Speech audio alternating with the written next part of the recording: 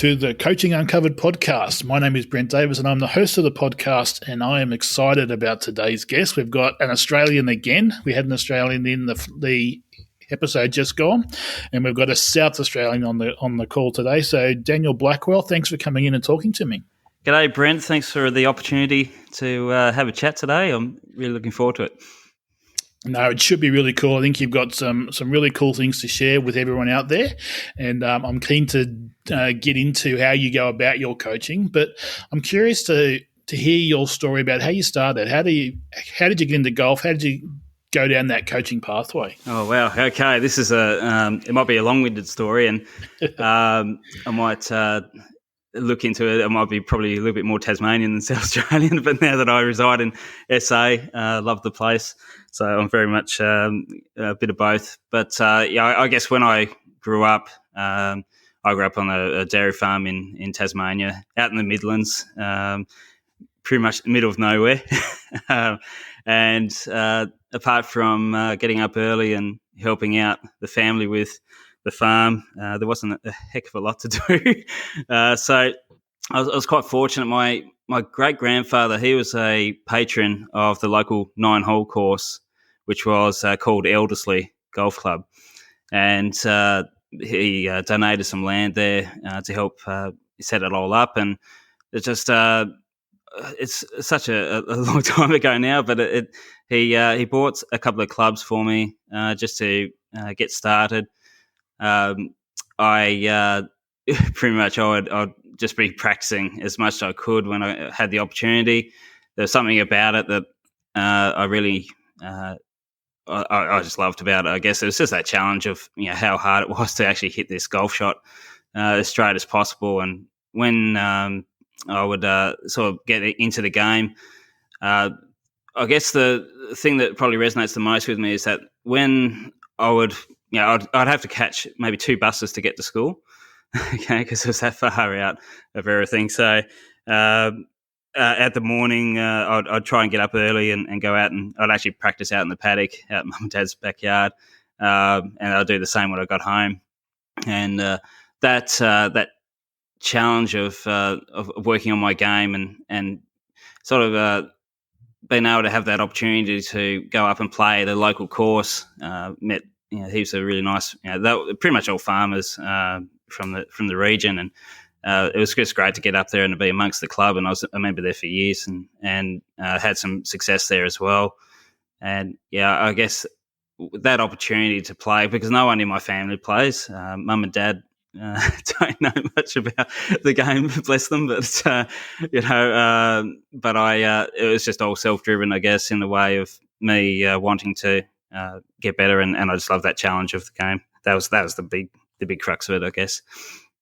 Well, some comments there I think we'll come back to as we go through your coaching. But going into your traineeship, you did your traineeship in Tasmania? Yeah, that's right. I did my traineeship at Tasmania Golf Club. It was underneath the head professional at the time, Doug Murray. And I guess the journey, how to get there, again, that was a long one. But I was about 21 when I started up as a trainee there. And I was just fortunate enough. Like I originally wanted to progress my game, so I'd maybe look at a traineeship interstate, and I went away and worked on the playing test side of things. So I travelled a few venues and played some trainee events around the place as the playing test, but there wasn't really that many positions available. So I came back home, and I'd actually missed the playing test in Tassie, and I thought, oh gee, I've actually probably missed out on both opportunities here.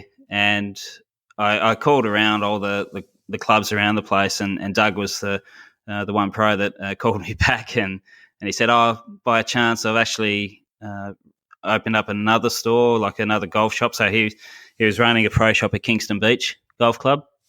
And so he goes, oh, I actually need a trainee to fill in both places. And that was a massive opportunity for me, and I never looked back, and I'm incredibly grateful for that opportunity, because maybe he didn't call me back, I'm not really sure where I'd end up. Yeah, great. So 3-year traineeship, and then after that, what was the plan? Did you have the stars in the eyes, as we all do, and keen to go out there and play on tour? Was that the goal to start with? Yeah, definitely. I think as any youngster, we always pursue the game. I had Greg Norman's my idol, so I just loved everything that he did, and I thought, well, look, I wanted to try and push my game as far as I could. The early stages of my traineeship, Doug really identified, I think, my ability to sort of help. Got me involved with the junior program quite quickly. And from there, I started to see some results even from just early stages as a trainee. And that's something that triggered with me. I thought, oh, look, I really enjoy seeing people being happy about their games and seeing improvement. And it felt really cool. Like I was there and I'd offer some advice and it made them better. And so that was cool. Yeah. It seems to be a common theme with good quality coaches is they have that early success with kids or with the students that they're helping, and you get that enthusiasm for the coaching process as opposed to just being out there as a player. So I think that seems to be a common theme that I'm hearing from high quality coaches. Yeah, absolutely, and I look at it too. Like I think to help people it comes a bit naturally to me as well. I think I'm that sort of guy. And for the early stages, it felt a bit strange actually when I started up coaching to offer advice and actually be paid for it. Because I'd be actually at my home club, I'd be willing, giving out tips here and there for those who asked for it. So I did had to sort of come to terms with that. But when I had those opportunities to work with the junior programs and then eventually start doing some one-on-one lessons, that was a huge moment for me to go, well, look, I actually really enjoy this, and you aspire to do the best you can. And the PGA gave me an excellent pathway with the traineeship and the training opportunities that come with it, and opportunities to meet new people and travel to different locations. That's just the best. And I think that's what resonated so well with me with that coaching opportunities or the pathway that way. So, how did a junior golfer or a young pro from Tassie come to be in South Australia?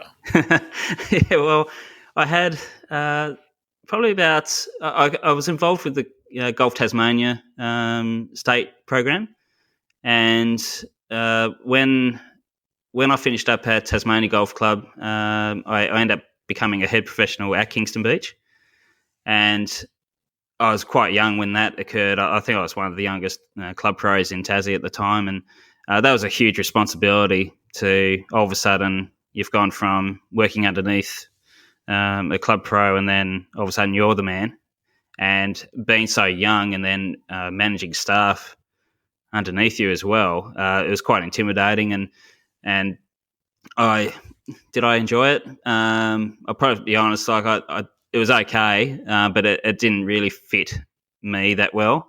And I tried to pursue coaching quite heavily when I became the club pro there, and that's how I was asked to run through the Golf Tasmania program and get involved with the state teams there.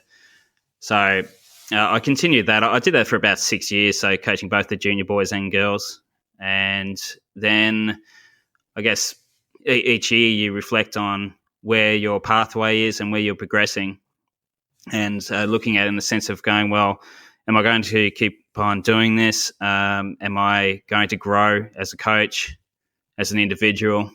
And I really wanted a full-time coaching position, and that wasn't going to happen in Tasmania, sadly. There was always some sort of commitment to a club role or admin role there, and it was just by chance. My contracts with Golf Tasmania were finishing up, and I was looking around on the website, on the PGA website, and it was I think it was actually after the WA India State Series, and I was chatting with the Tassie manager, who's a good friend of mine now, and we were sort of saying, well, our time's finishing up here with Golf Tas. Do we try and think of doing something else? And I wanted to look for a full-time coaching position. Royal Adelaide came up, and I thought, gee, this is a massive, massive opportunity.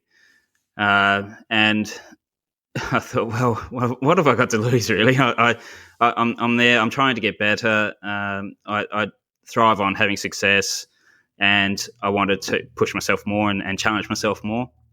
And the process of how I went about and actually being lucky enough to get that position is I put so much preparation in, Brent, to get that job. Looking back on it now, something I'm really proud of, and it was probably a bit eccentric at the time, but I knew what I wanted. I wrote down, I did my research on typical interview questions that would come across for the golf industry, and wrote them all down, wrote answers down. I would then audio record them. So I'd listen back to how I spoke, and I'm still working on that area.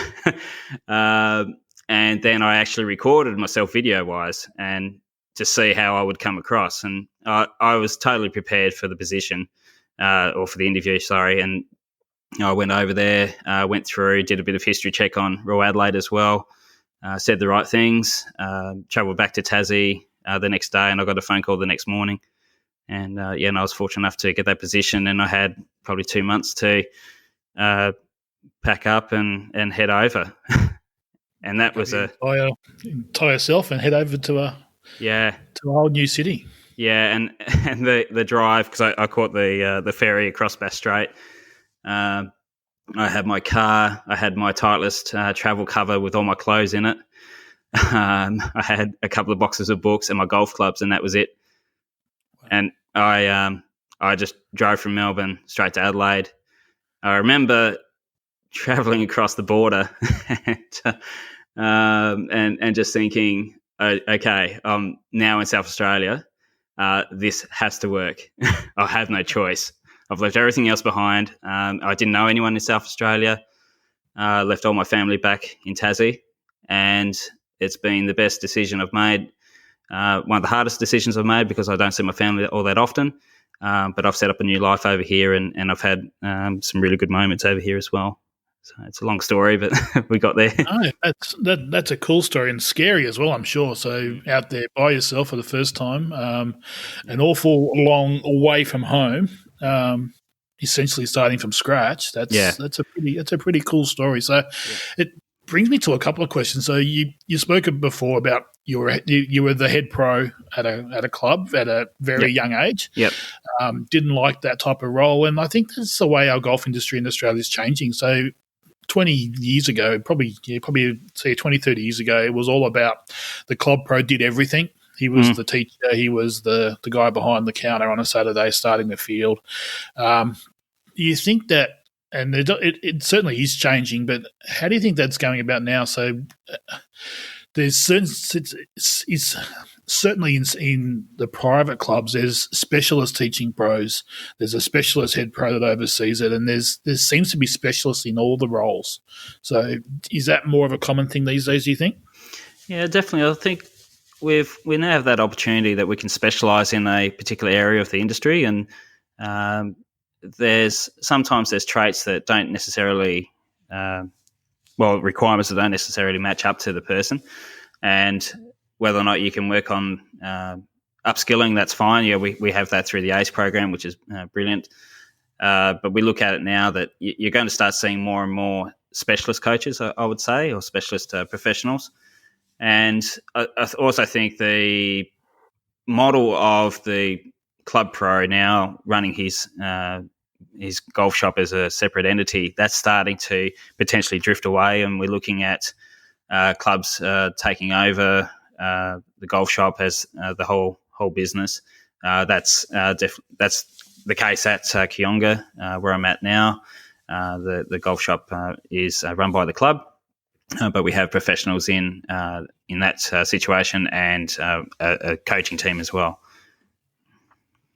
So what steps did you take from that club pro role to put yourself in that spot as a specialist golf coach? So did you do any further education, or Oh what yeah, skills did you build personally to put yourself out there as a specialist golf coach? yeah.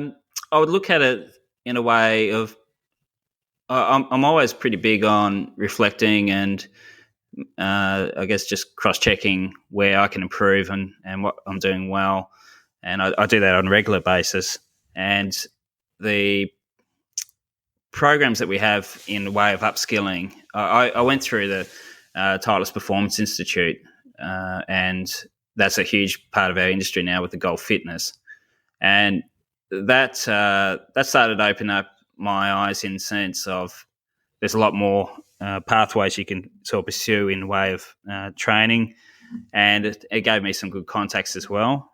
So I went through the Titleist Performance Institute training, and then also I travelled international as well, shadowed under a number of instructors over in the States, and I've done that a few times now. Probably won't be doing that much more, but for obvious reasons.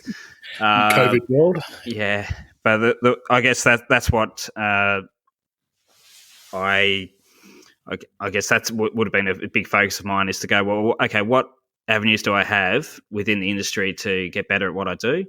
And it was just more about shadowing other coaches and not necessarily to, I guess, fill holes in my sort of coaching repertoire, I guess, but it's just sort of seeing what I can do better and then potentially actually looking at areas that I didn't necessarily agree with as well and going, well, I still need to expose myself to this style of coaching or this method of instruction. And I may not agree with it, but I can still learn from it. Yeah, I would tend to enforce that pretty heavily myself. I don't think there's ever been a coach that I've spent time with that I haven't picked something up from. Like there's certainly plenty of coaches out there that go about it differently to how I would, but you'll always pick up something. And I think that's a great thing to do. So it sounds like you went down more of that practical coaching as opposed to formal training. Like I took the step down that tertiary education path and went down that way with the formal sport coaching qualifications. But Yes. but I certainly did my fair share of shadowing golf pros as well. So I think that combination, and it sounds like you've got a pretty good blend with that TPI certification on top of that practical experience. It sounds like you've had some great success with that. Yeah. It's been I think from I guess connections and knowing what to look for, that certainly helped me a lot. And with I guess now I've made that progression. When in my early years as coaching, I was probably more of a teacher. I was teaching the content, the swing, and I'm far beyond that now. I'm more coaching the individual, and I've really shifted my style of coaching, especially over the last 2 years or so. I'm working more with the individual and what they need rather than me telling them what they need to do. And in my eyes, that's coaching. It's easy to relay what we've learned through our PGA manual or of what we've studied or even a certification and tell the student, okay, this is what you need to do. However, it's like, well, what do they require and what does the student want? Yeah, and I am going to come back and circle back to that because I do want you to expand on that idea. But so in your time shadowing different pros, is there any one or two golf pros that stood out as having a big impact on you as a coach? Yeah, definitely. There's two. I travelled to Rob Knoll, his golf academy in Louisiana. It was just fortunate that the World Golf Fitness Summit was there. This was back in 2016, and I didn't know where I was going, but I got in the cab. I do some crazy things sometimes, and it took me like 2 hours to get there. It was in this like private estate. It was in the middle of nowhere. But I'd heard some really good things about his junior academy, and I turned up there, and it was mind blowing because there's so many kids running around playing golf, and then also a huge facility as well. And I thought, geez, this is all right. I don't mind the idea of this. And it was just great to actually just pick his brains over a few things. And I spent a few days there. And then the other one was I went to Hank Haney's ranch in Dallas. That was probably my first trip over to the US in 2014. So that was again a really big eye opener there. Awesome facility. Big picture of Charles Barkley there up on the on his academy wall.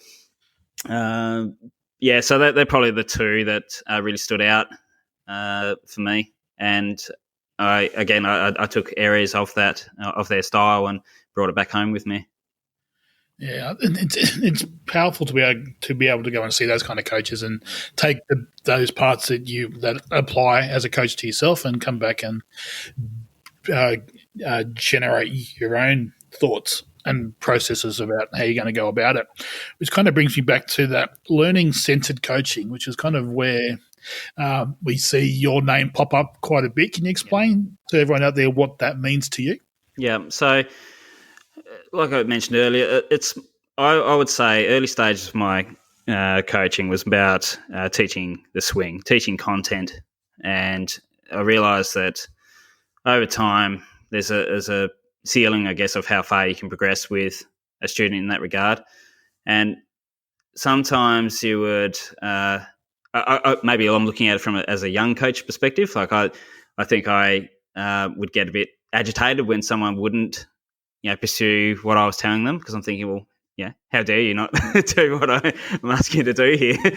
And it's sort of like you sit back and I think just through getting older and getting a bit wiser and experience, you sort of go, well, look, you know what?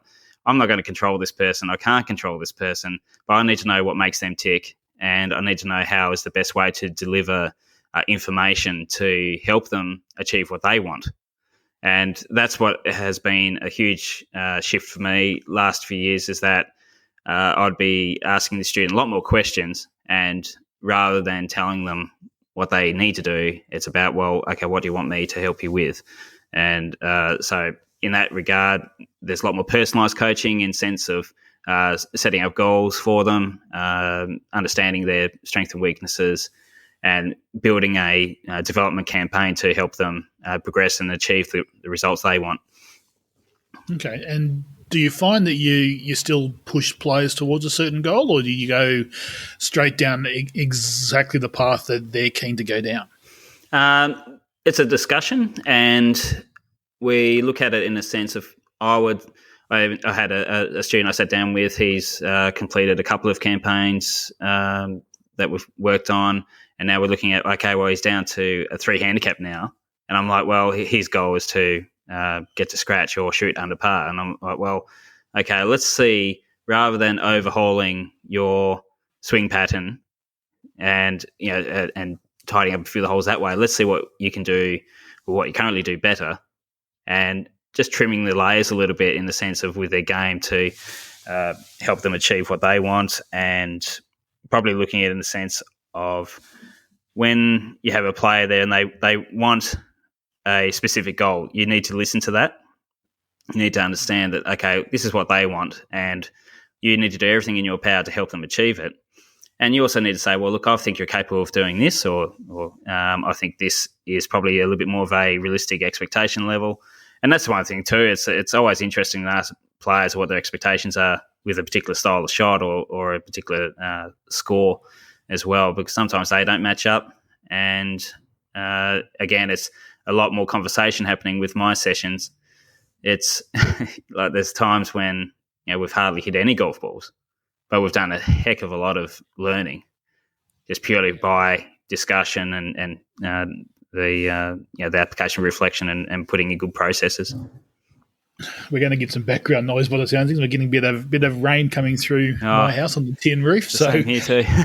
Let's see if that gets picked up or not. But that's really cool, because I think I'm certainly guilty of it when I first started coaching, not going down a path that I thought the player should be going down, rather than finding out what that player actually was after. Yep. So that's a great first question to ask everyone that comes onto your coaching tee is, what do you want? Yep. Yep. And start to talk them through that process. And I'm assuming you find the same thing, but getting them on the golf course quicker rather than working on purely on technique is probably a great way to get them towards their goals in a faster way. Yeah, if I run through a process of how I set up, and I've called them a player development campaign, just purely because it's a long-term goal and it's long-term development. Initially, if I had a new student contact me, I would invite them to the club. We'd sit down, have a coffee, and run over past history, what they want to achieve, set up some goals for them, and show them where they're going to train and learn. The next step from there would be taking them out onto the golf course, running them through an on-course assessment. So that gives me the real deal. The driving range, it has its place. It doesn't really give you the true player because it's not stimulating enough in a sense, unless we alter the practice design to do it. But the golf course is the real deal, and that's when we're going to see how a player performs. And I see that's the best step for anyone, is to take them out to the golf course first and put them in places that they don't expect, and then go drive a cart down with them, and then stop in the middle of the fairway, grab their golf ball, and then throw it in the trees. And go, okay, how are you going to get out of this? Because chances are they're not going to be on the fairway too often unless they're like a high-skilled player, but it's a matter of going, well, okay, what skills do you have to what skills or how do you access this type of shot? Do you have the strategies in place, or do you have the skill set to achieve it? And I won't know that until I actually put them in that position. It's important too as a coach to actually find out what they're doing, because most players don't have that clue about how they actually play the game. They come to you with a certain problem, and you go on the golf course and you go, well, okay, we could actually fix it by doing this, this, and this, as opposed to the problem that you think it is. So I think seeing it firsthand is a really powerful tool as a golf coach. So that's you've set that up really well by the sounds of things, which is great. Thank you. So constraints-led coaching is a presentation you gave to your fellow South Australians over there. Yeah. Talk me through how you came about that idea and where that comes from. Yeah, so with constraints-led approach, it's about manipulating the environment to help, or probably to guide and assist the player self-discover, I guess. So it could be a matter of altering the variance on shot dispersion or a particular style of shot to influence a breakdown in a pattern for the student to learn. There's a lot of different ways you can use it. It's still something that is in its infancy, I guess, in the way of that style of approach of training. But I look at it and going, well, there's a sense of consequence involved with the practice design that you set up.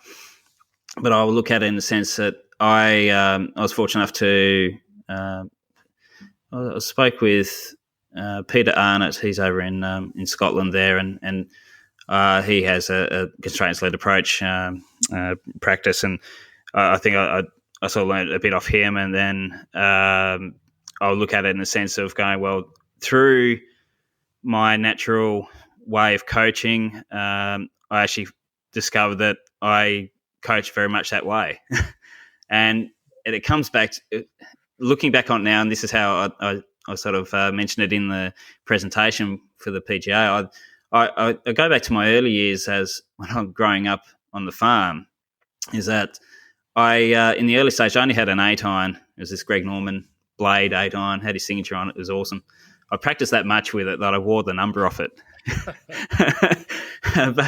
But the thing is that the practice environment for me was the paddock that we had our stock in, and we would need to change the dimensions of the paddock due to so they didn't need all the pasture basically. So I would have this 8-iron which I would comfortably hit when I was a youngster, probably like 120 or something like that, and then all of a sudden we'd need to alter the fence alignments, and then okay, my practice area became 80 metres. So how do I manipulate my 8-iron, my technique, to hit an 80-metre shot? And that was a huge, huge thing that through my years as a coach, I've actually gone, oh, how lucky was I to actually have that opportunity to explore and create something. And that's what I've used for my coaching, is that I put players into a position where, okay, they want to improve their pitching or their greenside chipping. I would, and let's say there was a player who was coming over the top a little bit, a bit steep on the ball. So immediately I would put him up to a ball above his feet, try and get a little bit more rounded arc involved with his pattern. And then to help shallow out his angle of attack, I would then put him on an uphill slope. But rather than using the one club, I'd actually get him to, let's just say, hit a 40-metre shot with a 9-iron on an uphill slope and try to create a necessary change in his release pattern to create a softer launch. So it's forcing him to alter his pattern to create a shallower angle of attack, and that's purely by the environment that I set up for him. So like a stronger loft and a bit more uphill slope, but hitting a shorter distance. So he needs to alter his swing pattern, and this will give me that opportunity to say, well, okay, does the player have the skills, and does the player have the enough awareness to alter their technique or alter themselves? And that's how it came about. Yeah. No, that's cool, and I think there's a story when Butch Harmon was working with Greg and flattening his swing back in the early '90s. That they spent a whole lot of time hitting balls off side hill lies to do exactly what you said, to change the swing pass by putting them in that spot. And it sounds it might just sound like very simple, but however, you need to know the student well to know when is the time to introduce that style of practice. Because you look at it and they're going, well, okay, have I spent enough time to learn how this player ticks? Does the player have enough awareness of themselves on how they can manipulate the technique when they're faced with a variable lie? And that's what the game is. Every time you go out on the golf course, there's how rarely do we get how often do we get a flat lie? It's not that often. But do they practice that? No, they practice off a hitting mat on a flat lie and try to hit as straight as possible. Now, I've got a question for you, because I come across these students all the time, and I that coaching is, and all the sports science says that is the 100% best way to go about getting people to make changes, is to put them in that type of situation. Yep. How do you deal with that person that just wants you to tell them what to do? Oh, that's such a great question. I knew they were coming. So let's say that there are players who want the answer, don't they? They want the answer straight away. You just to tell them. They're not willing to sit there and let you, or tell them or investigate too much. So you work with that player. You give them what they want. You do give them what they want, because if that's the first session and you don't give them what they want, they're unlikely to come back. But the other thing would be, that's where you need to craft your questioning so well to, one, develop their understanding of what they're trying to do. Concept's a huge thing.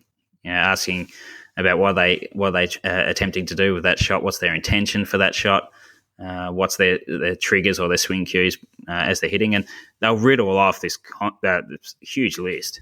And you think, okay, and you go, all right, the golf swing's over. Good luck trying to remember all those things. So what is it? So what are you going to do to make this the change? And that's where we try and target the root cause, and that's our goal as a coach, is to target the root cause, have the student understand that this is the consequence for not targeting that area, and then it comes back down to that evidence based. So you might be fortunate enough to use a TrackMan or whatever, and you can say, well, okay, this particular swing concept isn't helping. This does. This is where we need to shift your pathway of thinking. So talk me through a success story. Talk me through someone you had that just didn't want to do it your way and was just keen for that answer. How did you get them around to coming your way? Oh, let's try to think of someone. there's got to be someone that you turned around that just was so keen to do it. No, you give me the answers, and then you've. Oh yeah, there was a female player. She high handicap, and she had actually gone through a clinic program that I'd run at Royal Adelaide, and I remember, and that's something I'll bring up later as well about my shift away from clinic coaching as well. But I look at it in the sense of I took them through like a 5-6 week program and gave them content for full swing, pitching, chipping, putting, and they followed it to a point. And when I actually moved venues, she sought me out after and said, "Look, everything I've worked on is fine, but I wanted to work down this particular area with my game." I said, "Well, this your technique has improved simply through the classes and through your own self exploration. However, she wasn't getting the scores that she was capable of doing, and she could bomb it. She could hit this driver so far." And I'm going, "How are you still off like a 35 handicap? It doesn't make sense." So where's the breakdown? And running through a strong performance routine, so having the thoughts put in place of what their intention is before they walk into the ball, have a sensory focus over the golf ball, so it might be a tempo or balance focus, and then just developing less doubt over the golf ball, she was able to access better shots. And she bought into it after that, where she said, "Oh, yeah, the mindset is a big thing, isn't it?" And I said, "Well, yeah, like it's something that it shouldn't be trained last. It needs to be actually probably trained first." And that's where the learner-based coaching is, learner-centered coaching is a big opportunity there, because you're getting into the mindset and emotionally invested in the student to help them. And that's a scary place to be as a coach too, because you're getting really deep with, their failures and their wants and success, and you got to just keep your cool a bit, in the sense of going, well, okay, they're buying into the change, so now you need to give them the best advice possible. Yeah, Yeah, you do. Wow, that's cool. That's powerful. So that type of training and coaching is obviously going to help them take it onto the golf course easier, I would think. Yeah, definitely. So they aren't just standing on the driving range hitting from the perfect flat lie with the same club over and over again. You're putting them in situations, and they can certainly apply that. So I'm assuming your clients are great at being able to take those changes onto the golf course? Yes. So I've developed a system, a learning framework, which I'm putting into like an online production at the moment. So there's 3 phases to that learning. The first one is discovering the baseline pattern. So that's reviewing their fundamentals, using human skills to achieve the technical change to complement their technique. So there's a lot of self-discovery in that session. And then they would then progress to layering the skill set, which will be how can you then manipulate your setup, ball position, path, alignments, concepts to create new shapes or new shots. And then the final phase is constraining to perform. So that's putting them through constraint-led training games. So there's a sort of like a right here, right now approach where you need to execute the shot. Otherwise, there's a consequence. And it's not it's not a consequence as if you need to go and do push-ups. That's not what I'm saying. It's about, okay, knowing what the player's weakness is. And let's say they might be struggling with short-range putts. But there's a consequence for missing a fairway shot between the flag and the right edge of the green. If they don't achieve that, then they need to go and perform X amount of short-range putts. And not the same putt, mind you, like a new one each time. And because that's a weakness, and they can't progress back to what they really want, which is like to hit their fairway shot straight until they've passed their short-range putts. Okay. So your pricing for your coaching, you're a subscription-based setup mostly, aren't you? For your yeah. So I have a bit of both. So there's some players who aren't ready to take on that leap of long-term development. So there's initial hour rates there, but I would set up a program, and it really does depend on what the player needs. So I might set up a 1 month, 2 month, 3 month program. I've done 6 and 10 month programs before, but then price it accordingly. I would have thought when you started doing that, you would have got some pretty heavy pushback, especially from a private club that they just want to pay for their hour or their half-hour lesson. And have you seen a shift towards these the long-term plans now? I think players are starting to get it. I don't know if there's really any pushback from the clubs, but they would they support what I would do. The students who say, look, I want to get better. If you sell them the pathway, if you sell them the roadmap going forwards about, well, okay, this is what is priority here. This is how we're going to structure it. We're going to be doing, maybe 3 sessions in a month. Okay. And we'll be constantly reviewing and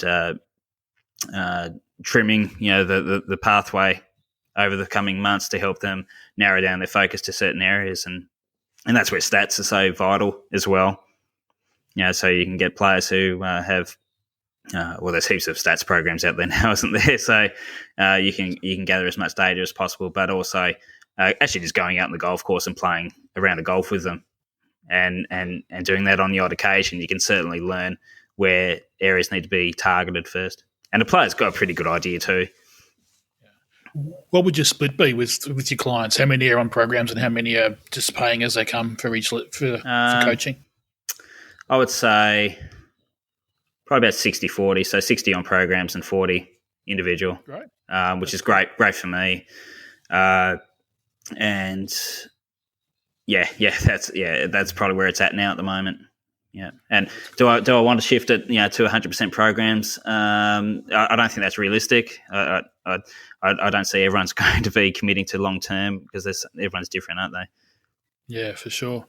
So you said before that you've gone away from clinic-based coaching, which kind of leads me to a two-parter. So talk me through why you moved away from clinic-based questions. Yeah. But also I want to touch on your junior program as well, because great. you've got a pretty good junior program set up there. I do.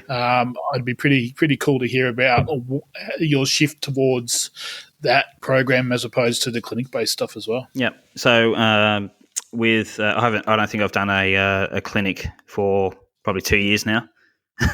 Which is pretty mad from when I first started coaching. There's clinics every week. But the reason I've done that is that because I like working more with the individual. And then there's kind of sometimes it's a bit dangerous, isn't it, when you give blanket instruction to a variety of different personalities and different interpretations of information. And in a clinic setting, the clinics are done pretty quickly, aren't they? They're probably an hour session at most. And if you've given them information there to go and work on and drills, the drills may not work for some people. So then you're kind of jeopardizing a little bit your profile in the sense of going, well, okay, Daniel's told me to do this. This doesn't work for me. Okay, I won't do it. Yeah, exactly. Or that drill didn't help. So I'm like, well, okay, I'll take that scenario out and I'll go, okay, I'll do just one-on-one and I'll look in the sense of going, well, at least I know I've personalised the training and practice design to help the student. That certainly makes sense, and it is. I always found it hard early on in my coaching, and obviously you improve as you go along. But that same situation where you've got 6 people in front of you that are all slightly different, and being able to coach them individually. I used to do a real brief introduction, and then essentially give them all private lessons as they were going through the coaching. And I guess when you're working with your pennant teams, pennant squads, that's something you need to be really wary of, isn't it? Because you've got multiple skill levels, and do you give them all the same task to do? And I'm still playing around a little bit with that, how I run that the best way. Sure. Yeah. So talk me through your junior program. Talk me through how you've set that up. There's some pretty cool things going on there in that kids program. So talk me through that. Yeah, the junior program is through trial and error. And one thing about junior programs, you don't really know how well you're doing them until about 10 years later. True, very true. So you just need to put your best hat on and go, well, okay, this is the way I feel it needs to be done. Yeah, but our junior program, that was part of the big reason I was at Kionga now, so is to set up a strong junior academy there. And so we run Sunday classes and midweek, and then Saturday programs as well. So we probably have, probably not at the moment because we do have a few things on hold due to COVID, but when we're in peak season, we're probably about 60 juniors each week, which is a big amount, and they're all really keen to be there and learn. But the way that came about was actually through my trip to when I went and visited Rob Knoll in Louisiana. I came across a program. It's called Operation 36. Coaches are more and more aware of it now because of how big it's growing. But I went over to the States because of part of that reason. So I heard about these junior programs, and I looked at it and I go, well, look, there's a curriculum that the students will follow, the juniors will follow. It's 12 subjects, the 6 levels. The student will need to pass all 12 to rank up. So there's a good benchmarking process and reward for effort, which is what we're trying to encourage any junior to do.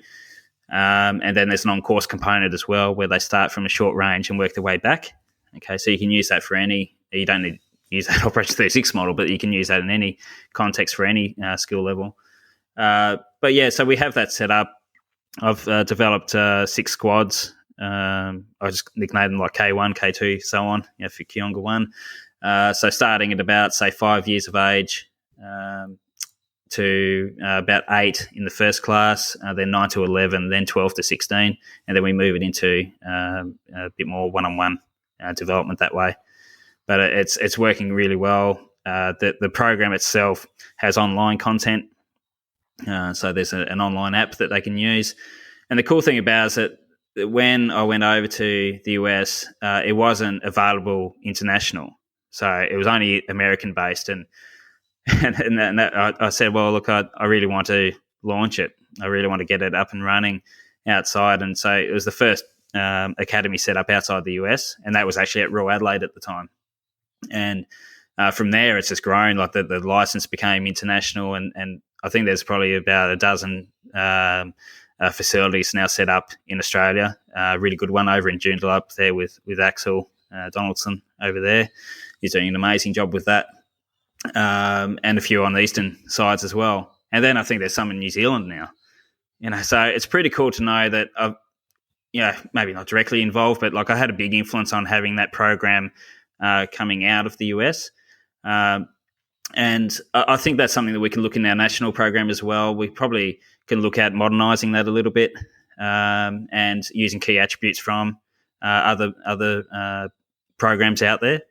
Okay, and because it's a matter of just giving everyone the best opportunity to get better, and if we continually to reflect on what we're currently doing and seeing if we can advance it in any way, then that's a great opportunity. And our national program's great as well. Like I'm not having a dig at that at all, but I know that we can. Everyone can do better at what junior programs are out there. Yeah, and that is the key thing, just being sure that programs change over time and they always improve. So being open to being flexible to having stuff change and improve is certainly powerful and certainly really cool. So speaking of changing and COVID world and all those types of things, you've got a coaching little system where you coach online. Oh yeah. Can you talk everyone through that? Is that the Swing Index you're talking about? Yeah. Yep. So Swing Index is an online training app. So there's numerous training apps out there like the Skillist and V1 and plenty of them out there. Swing Index is set up, it's designed by some of the top 100 US golf teachers, and it uses some software where it analyzes 21 parameters of the golf swing and rates them, or gives you the opportunity to rate them, and then it sets up a roadmap for the student to follow. So they'll submit a baseline full swing. You go away and you go, right, these are the key areas that your primary swing fault needs to be improved, and they get access to swing drills and videos and exercises, and you do voiceover annotations as well. And the great thing about it is that because it's most of these online programs, it's video and it's voiceover over the video, where with Swing Index, it's actually only the image and you draw the graphics over the image. And what I found, it's quite interesting because the image itself it narrowed the student's focus just to one thing. Where when you have the video there, they might see something else that's going on in their pattern, and they might actually get sidetracked and go, "Oh, you know what? I'm going to just bypass what my coach has said and just target this area." So I found some really big improvements with students' skill level just by running through that system. And yeah, and it's in its infancy. It's a new product, but yeah, it's excellent for really just tapping into that online market, which is prominent now. It's more than ever. Is that something that you push your clients towards as well, or is it something that you do on the side for people that can't get to you face to face? It's definitely more remote learning. So I travel quite a few hours away to like Port Hughes, which is north of Adelaide. And there's a lot of sort of miners and people who work out on stations out there who can't get to me in Adelaide. So I might see them there for a coaching visit during school holiday time. I do like a coaching weekend there. But then they sign up to the Swing Index and they submit some videos through or some footage through. And I can coach them remotely that way. But most of it's international. Yeah. That's really cool. Yeah. Mate, I could talk with you all day about coaching. Me too. But the questions that I like to ask all the guests on the podcast. Yeah, cool. So we'll get to those now. So what's your best piece of advice for coaches starting out in the coaching world right now? Oh, that's so good. I think that the coaches starting out now, I feel they have a lot more skill in the sense of the content that they've learned through the traineeship. And even now, with it being a bit more specialised, that's going to be harder to it's going to be easier for them to target those specific skills because there's those pathways there available to them. I think that one of the big things for me is just be more student focused and be a good listener. Sometimes, like, you don't need to talk. It's hard to do, though, isn't it? It is, and I look at it and I've had a few trainees, because I'm a mentor for the PGA as well, so I have a few trainees watch me give lessons and they go, "Daniel, it's so quiet." I said, "You're not saying?" I said, "Well, I'm listening to what the student says after a shot. I'm watching their body language." So that's probably one of the biggest ones. Just shut up and listen and see what they have to say. Secondly, I probably would say that understanding that as a professional, you're always on show. So try to carry yourself as a professional both on and off the course. And when it comes to social media these days, it's easy to let that slip. And it's such a small community now online, isn't it? It's a small golf world, really. So just be careful of that in the sense of going, well, okay, what am I doing here? Is that going to be influencing my brand? Because at the end of the day, you are a brand and you need to sell your brand professionally each time. That's great advice. And it spreads so quickly as well. If you do put something out there that doesn't come back to you, it comes back to you really quickly. Yeah. So, yeah. And you apply for a job in 12 months' time and that post pops up again. That's right. And probably one more would be maybe seek out a mentor of some kind. Now, that doesn't mean golf either. That might be a business person. It might be someone in another sport because they have plenty to offer. And you can use traits of what you learned from that mentor to help you develop as a person and develop as a coach as well. Awesome. Someone to talk to is certainly a powerful tool to have. So I certainly like that idea. Mate, you've done really well on that one.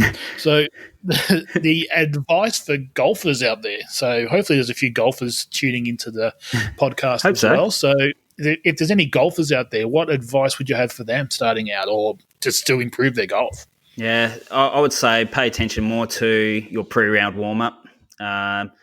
Remember that on the day of competition, it's about what you have on the day. Because there's a new moment from shot to shot, minute to minute, does consistency exist? That's the thing to look at. Does consistency exist? It's about managing the variability of the game, managing the variability of yourself, because we're human beings, we're living and we change day to day from the environment that we surround ourselves in.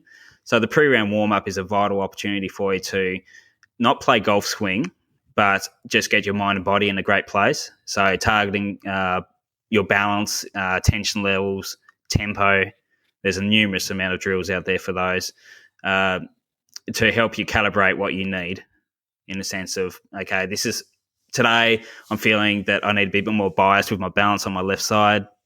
I need a grip pressure that's, say, 6 out of 10. Okay, my tempo needs to be about 70%. Okay, and you use that in the sense of going, that's going to give you a code, a playing code, I call it, to get a bit more predictability with your ball striking. And then that gives you an opportunity to go to the first tee with that. And then it comes down to the skill of being adaptable too, doesn't it? After a shot, that first tee shot might not go to plan. So do you have the skill set to adapt those human elements to create the pattern you want to hit the next shot up the fairway? It's challenging as a coach to see the players just have that one plan and don't change it if they're having that day where they're struggling. It's so easy just to keep shooting at flags or keep playing shots that you have played in the past, but if you are having that bad day, just to come back just a touch and just play a little bit smarter. And I'm finding it more and more, Brent, with just with COVID at the moment, people are pretty stressed as well. So you can see how a player is before they get to you, and you go, "Oh, look, you know what?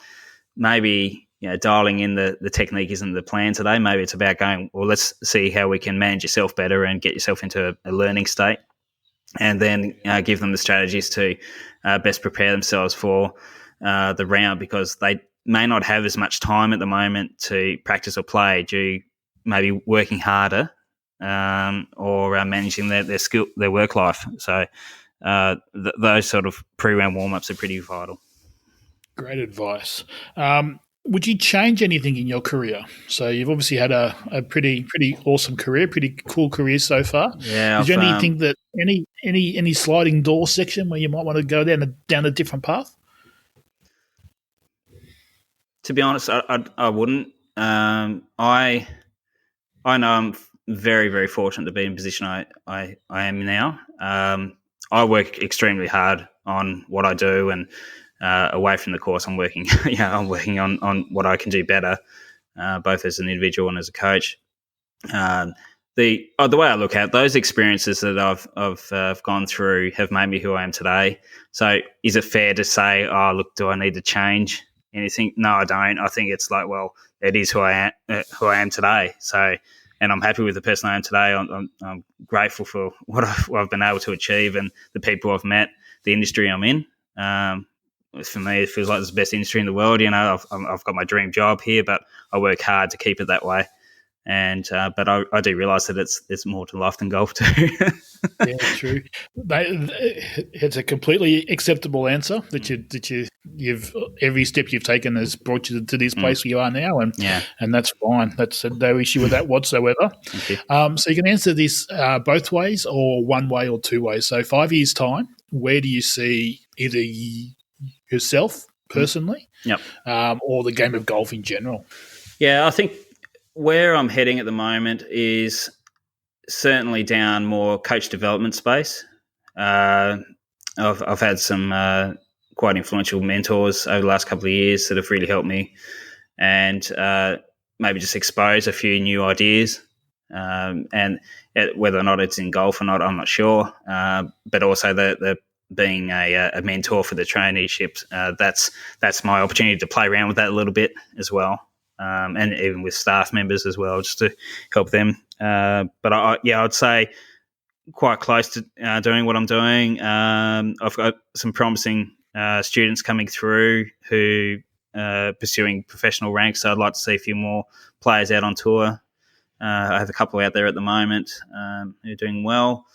And, I think it's probably that's where I'm at, probably more coach development and having a few more players out there on the big stage. Oh, that's cool. So watch this space. It's exciting. Yeah, there's some cool things coming through. So again, Daniel, thank you so much for your time today. I really appreciate it. It's been a really good chat. We could probably go on for another couple of hours. Yeah, we could. We have to do part 2 or something. I think we'll have to. I think that seems to be a common theme so far. Everyone I'm talking to, we're kind of going to have to do a part 2 at some stage. That's a big names to follow too. Well, I just enjoy talking coaching with everybody, and everyone's had such really cool things to share. So it's been great fun. where can people find you if they're trying to hunt you down? Yeah, so I'm splashed all over the place with social media.